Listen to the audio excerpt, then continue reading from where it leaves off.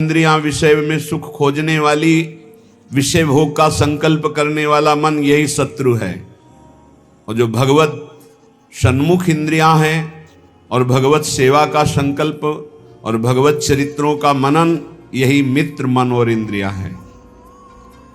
बोले ये विघ्न जनका न्यारोध्या ख्यानंतरे, रोक दो इन जबरदस्ती इंद्रियों को जो विषय भोगों की तरफ जाती है। बड़ी लंपट है, लाख समझाओ फिर भी ये उधर ही जाती है।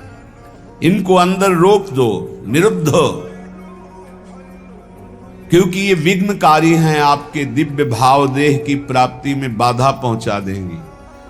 देह सुख में जब तक निमग्न रहोगे तो देह भाव का त्याग नहीं होगा, फिर भाव देह की प्राप्ति कैसे होगी। पांचों भूले देह सुधि, तब छठे भावना रास की। भावना तब बने ना जब देह भाव हटे, तब भाव देह की प्राप्ति हो। देह भाव तब हटे ना जब इंद्रियों का विलास बंद हो, मन का भोगों का संकल्प बंद हो। तो हे श्री वृंदावन वासियों, प्रिया प्रीतम की प्राप्ति की जो लालसा आपके अंदर भाव है वो बढ़ना चाहिए। क्यों नहीं बढ़ रहा? क्योंकि ये इंद्रियां और मन हमारे दुश्मन हैं। ये हमें भोगों का चिंतन, भोगों की क्रिया, इसमें फंसा रहे हैं। ये अंतर पैदा कर रहे हैं हमारे भाव में। जो निरंतर प्रिया प्रीतम की तरफ जाना चाहिए वो विषय भोगों की तरफ जा रहे हैं। और ये भोग बड़े सम्मोहनकारी हैं, मोहित कर लेते हैं बड़े बड़ों को। ये भोग कोई साधारण नहीं है, बड़े सम्मोहनकारी। जैसे किसी को वशीकरण कर लिया जाए तो खींचा चलावे, ऐसे इन भोगों में सामर्थ्य रखी गई है माया की। ऐसा भ्रम पैदा कर देते हैं कि नहीं, सुख तो इसी में है। और वो उपासक सुख सिंधु भगवान से विमुख होकर प्रिया प्रीतम का चिंतन छोड़कर विषय चिंतन, जहां विषय चिंतन हुआ मारा गया। ध्यायतो विषयान पुंसा संगास्ते सुपजायते, ध्यान चिंतन होते ही उसके भोगने की इच्छा ही में। बस महामंगलकारी शुभ घड़ी वही होगी जिस दिन हमारे भाव नेत्र में प्रिया प्रीतम वृंदावन झलकेगा। आकांक्षा करो मृत्यु इसी धाम में हो। कांक्षन नित्यमिहैव मंक्षु वपुषः पातम महामंगलम।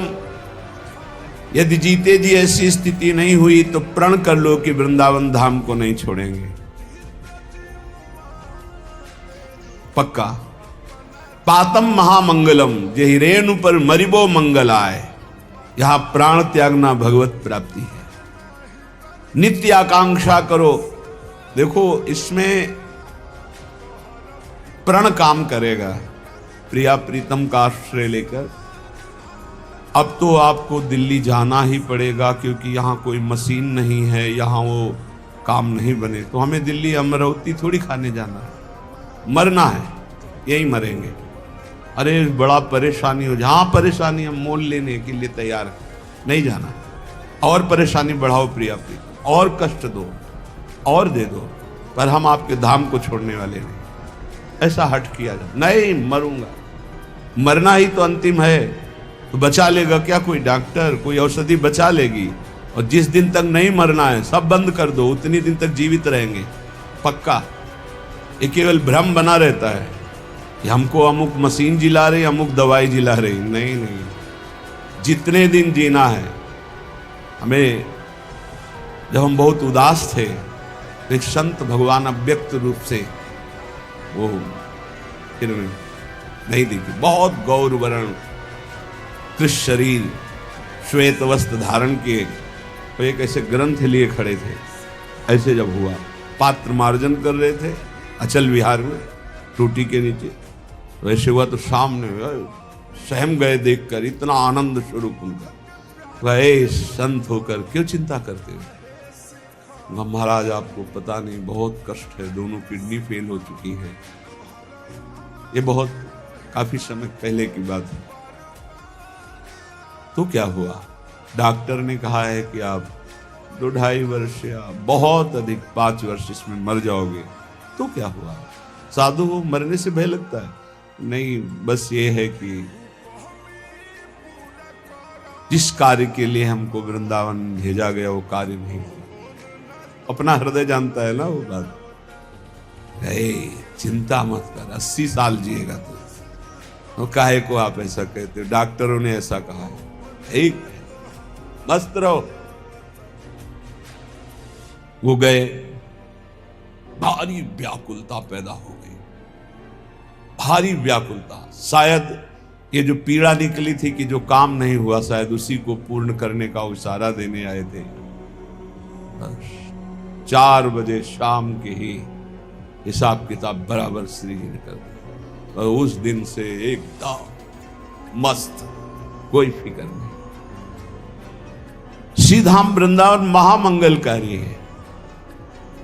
यहां प्राणों को न्यौछावर कर दे, सब आनंद हो जाता है। डरो मत, श्री जी को जो करना वही करना।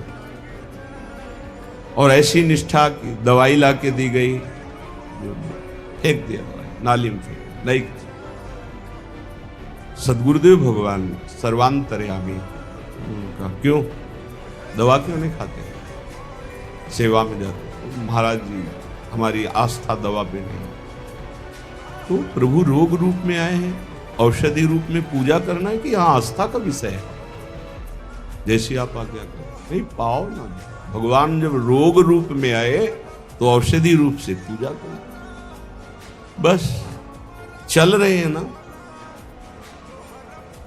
लगभग 18 वर्ष 20 वर्ष हो गए। क्या चिंता है? हाहाकार मचा था, यहाँ चलो वहां चलो, यहाँ के डॉक्टर वहां नहीं। सब डॉक्टरों की डॉक्टर हमारी वैद्य स्वामिनी जी है। उनको जब तक चलाना है तब तक न जाने कैसे चलाती हे। आश्चर्य में सब कार्य होते हैं। आश्चर्य, भरोसो दृढ़ इन चरणन के।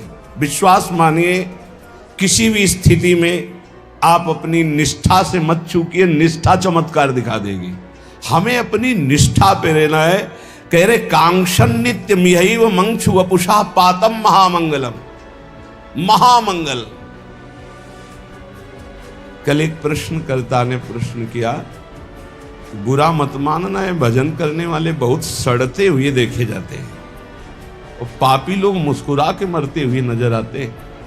ये क्या रहस्य है इसका?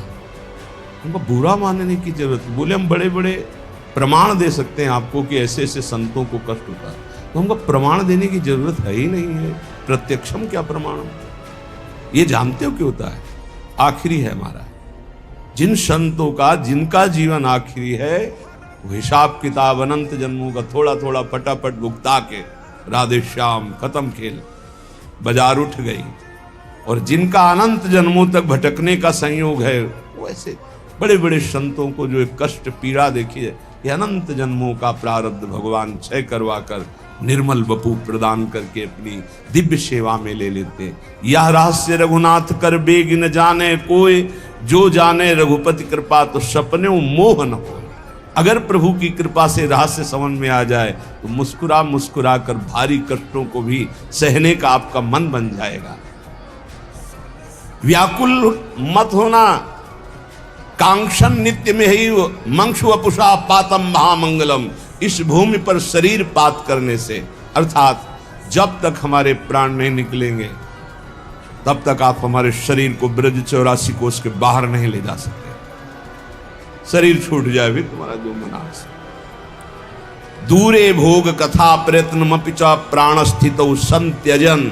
बार बार कह रहे, भोग कथा छोड़ो, भगवत कथा सुनो और इसी भूमि पे प्राण त्याग दो, सहज में भगवत प्राप्ति हो जाएगी। इसके लिए तुम्हें कोई विशेष प्रयत्न नहीं करना पड़ेगा। दिव्यानंताद्भुत तमो महारम्य जाति द्रुवल्ली, दिव्याशेषर त्वनुगम महासत्फलोरु प्रसूना। राधा कृष्ण प्रणय परमाश्चिद घना काम रूपा, वृंदारण्ये